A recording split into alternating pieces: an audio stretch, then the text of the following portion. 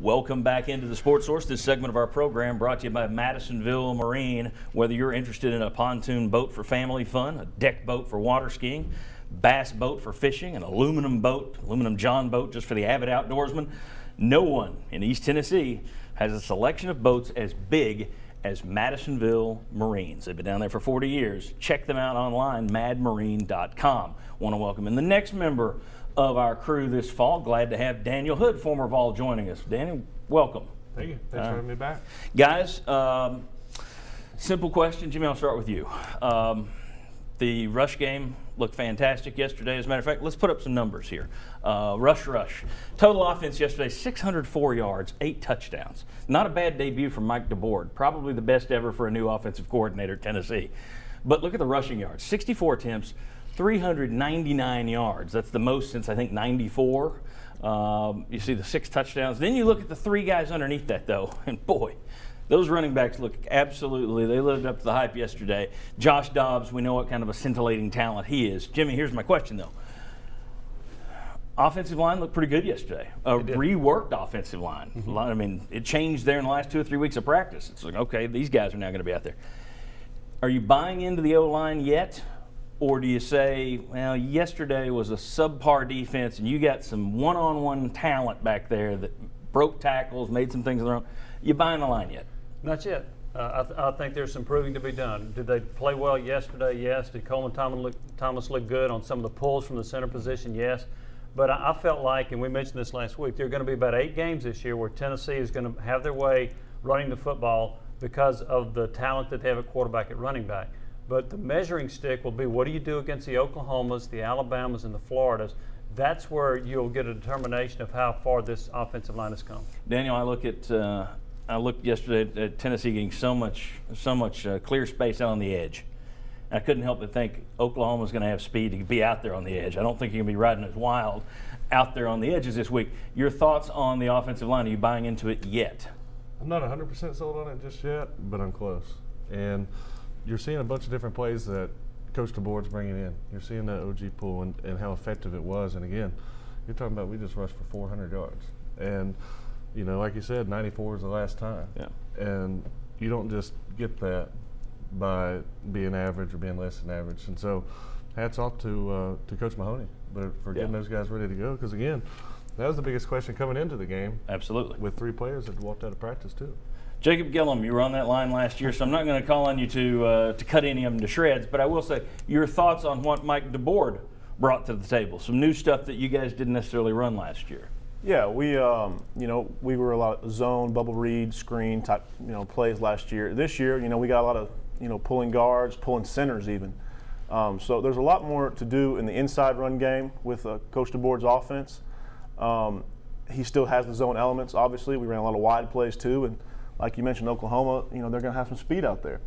But at the same time, Coach DeBoard's new offense, I think, really will open up some gaps and open up some things and cover some deficiencies that, our guys might have still being kind of young and kind of new to playing together. All right. Will, I'm going to start with you on the next question here.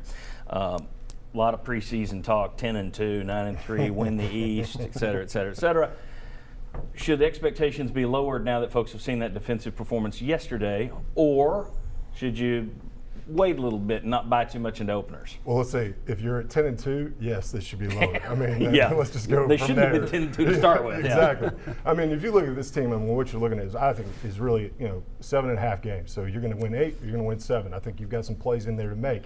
Could you get to 9? Sure. But anybody that was starting at 10-2, yesterday shouldn't have made it lower. You should have never gotten that high in the first place. I mean, there's always great things that can happen, but when you're looking at what's this team, what's the schedule, you've got to be honest with yourself. This program takes the next step if they win 8 games this year. Anybody panicking over yesterday? Are you panicking or no? Or do you say, okay, how much of it did it change your feelings of what you thought going into the season? I think it reinforced mine. And I'm one of the ones, I'm always a homer, going to win them all. And the reason I say that is, I mean, again, look at, the defensive line got 3 sacks on the second most experienced offensive line in the country, which is pretty good.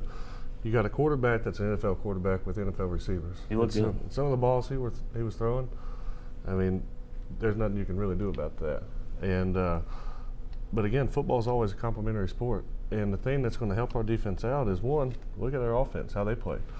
Number two, look how good we were on special teams. And so you couple that together, I was ecstatic. Jimmy, reason to panic at all? No, not reason to panic, but a little bit of a reason to be concerned because the secondary did get blitzed more than I thought it would. Now, we've talked about the secondary coach being out and some injuries in the secondary, but you've got to play better against Oklahoma, and you're going to have to play better against some other teams on your schedule because you're not going to score 59 against everybody you play. Yeah. So I do think there's a concern about the secondary getting it shored up, and we'll find out maybe a little bit more this week how much of the Willie Martinez meant to that secondary. And I want to put up a graphic here. I wrote this week on the new sportsource.tv website, put it out on Twitter. Don't buy too much into an opener. In 2006, Tennessee destroyed California. Everybody thought, wow, this team's just back in the top 10. The next week, they barely escaped Air Force. They finished 9-4. I really think that Cal game in that opener was the best game they played all year. I do too. You go back and you look at 1989, no, Sterling Hinton's waiting to get out here on the set.